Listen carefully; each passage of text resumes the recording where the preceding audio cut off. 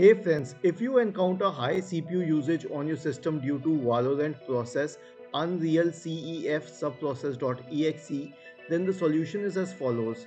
First of all, open your antivirus. It could be any antivirus. I used Avast. The procedure could be somewhat similar for any other antivirus. Click on menu, select settings, go to exceptions. Now the procedure to go to the exceptions panel will be different depending upon the brand of the antivirus.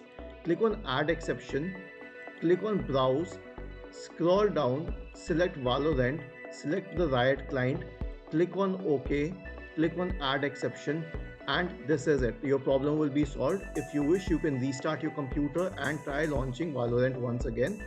When you do this, the high CPU usage will be gone forever. I hope this was easy. If you have any doubts, please let us know in the comment section. Feel free to subscribe to the channel. Thank you for watching this video and have a nice day.